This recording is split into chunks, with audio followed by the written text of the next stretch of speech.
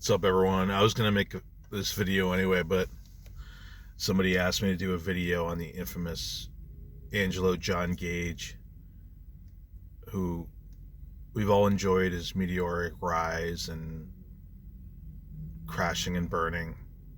Well, he'll still be active. He's got like his group, third position group, whatever thing he talks about, and he'll be on other online things, But he's gonna get a lot less attention now. Um, but I've enjoyed analyzing this guy. I mean, he thinks Zionists are behind everything, right? They control everything. They control the banks. They control the military, political process, everything, right? Or most everything that's important. But I think the Zionists, they got into his mind. They hacked his mind somehow. I mean, I know this guy was a soldier, right? Maybe it's like a Manchurian type thing where he was taken to a black site and they put a chip in his brain. And I think the motivation behind this was to create like a caricature of the most ridiculous Zionist conspiratard to totally delegitimize any criticism of Israel. Because when you have somebody like Gage spurring out about the Zionists 24/7, I think the effect that it has is it makes the people that do that look fucking ridiculous. So you won't take them seriously. Just like crying wolf, right? Eventually you laugh and stop paying attention. So this is the real conspiracy behind Angelo John Gage. Not that, the Zionists control the banks or control Biden's cabinet or Biden himself. I mean, this is a new level of conspiracy that we're seeing now. No, seriously though, okay, I don't believe that that's actually happened, although you can't say it didn't. You can't disprove it that it didn't happen. But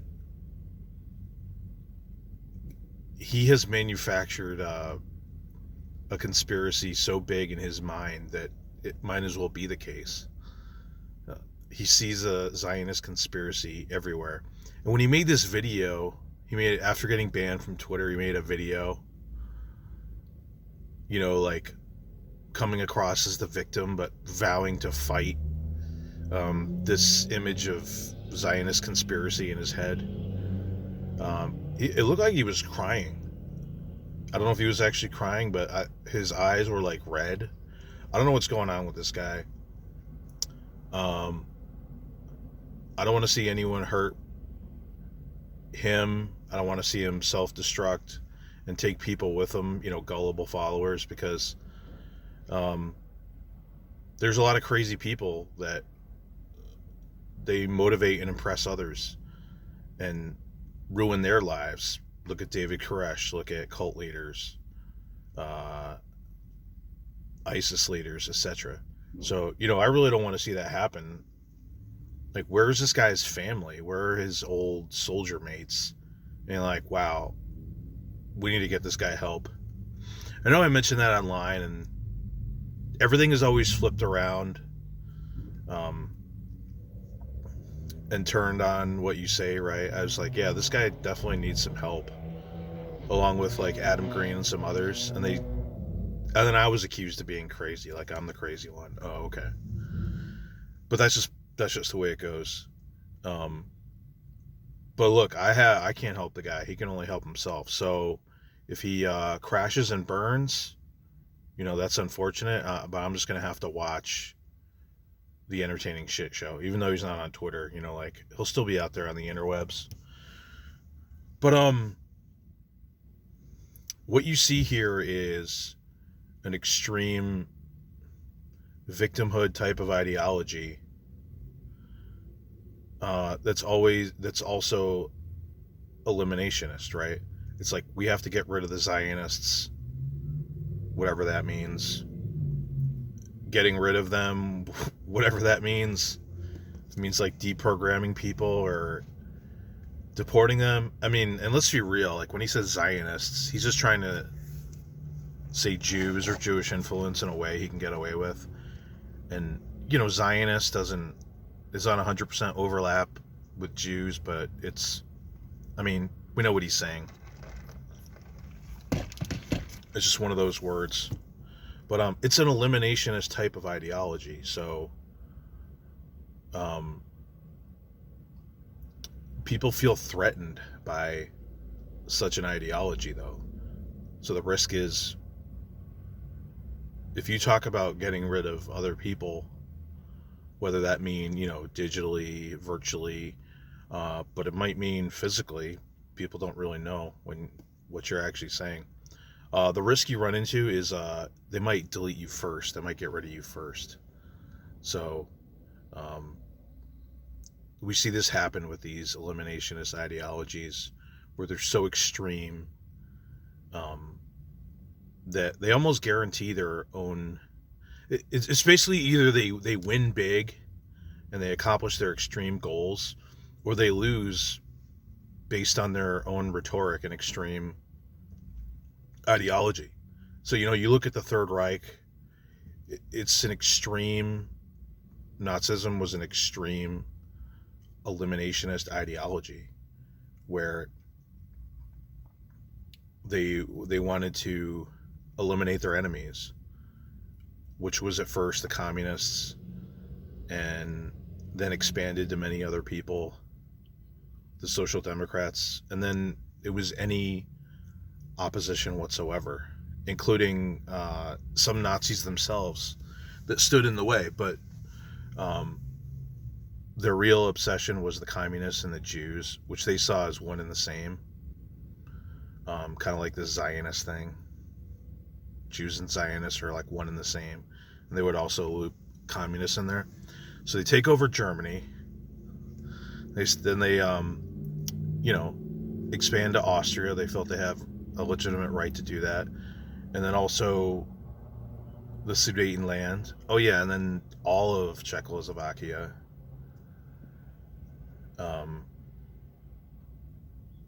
Then Poland. Then they find other countries, they don't really want to let this happen indefinitely, this expansion. So France and England declare war on them. They defeat France and England. At least they defeated England on the continent. And they were sitting in a powerful position. They basically controlled most all of Europe, them and their allies. But with an extreme eliminationist ideology such as theirs, they couldn't just accept that. They said, the Soviet Union, they pose an existential threat to us, and also by extension the Jews, because why would the communists and England and France and America all be on the same side? Oh, it has to be the Jews, they're behind it. So they took a win and turned it into a loss by trying to eliminate everyone that in their mind posed an existential threat to them. So that was the Soviet Union, and then by extension that became America, because America is just a tool of the Jews, right? And England. And then they basically guaranteed their own defeat by trying to fight everybody and biting off more than they can chew. And I know people might see this and post a comment like, no, the Soviet Union was planning to invade and destroy Germany. And the Soviet Union was expansionist, definitely to a certain degree. They could have, gained some allies to prevent that from happening, like say NATO, but that just wasn't a part. Their ideology wasn't really consistent with doing something like that. You know what I mean? So yeah, it's similar with somebody like Gage, who has an extremist ideology, starts railing about Zionists and Jews, and eventually the guy's rhetoric becomes so extreme, starts pissing off and offending more and more people, and eventually, yeah, they call for him to be kicked off, and his antics virtually guarantee that. whether it was now or a year ago or 2 years from now, like you knew it was going to happen eventually. And I'm not sure if he wanted that to happen so that he could turn around and see, like, see, it proves my point. But how ridiculous is this? You criticize the people that call for censorship, and then you just build up your rhetoric so much to the point where it virtually guarantees that you'll get censored. Like, you have some right to say whatever you want in the most offensive way possible and intentionally try to antagonize people and then turn it around and play the victim when you intentionally get banned. But that's the idiocy of the ideology. So now he purposely inflames people, gets banned. Now he's playing the victim. What, he's going to go on Gab and BitChute or wherever he gets banned to and builds up the rhetoric. And then what's going to happen next? I mean, he has like this third position group he's going to try to overthrow the government with. And who's he going to associate with there? Probably all the fucking crazies. And who knows how that will end up when you end up in an extreme group like that. It's talking about overthrowing the government. This is what happened to Cantwell, right? Like, the idiot goes to Charlottesville armed, gets into a fight, gets arrested, inflames people, gets in fights, threatens people, threatens a guy's wife, basically, threatens to rape a guy's wife, or worse. It was implied he would do worse. Gets locked up for 20 years? And I'm sure, well, we can't hear what he's saying because he's locked up, but I'm sure he would play the victim and be like, I didn't do anything. The leftists or the Jews or whatever, they started a war and they silenced me. It's just pathetic, but also funny. So that's kind of my analysis of him. Please, somebody get him some help, but I'm going to enjoy whatever that guy ends up doing. He's basically trying to challenge the whole world or whatever, our whole system. He's trying to overthrow our whole system like a one-man army with like whatever idiots follow him, and then he's going to cry when he maybe inevitably gets involved in some illegal activity or sedition or instigating violence, or who knows where this moron is gonna find himself. But I'll be reading the news. Best of luck, John Angelo Gage. Angelo John Gage, however the hell you say your name.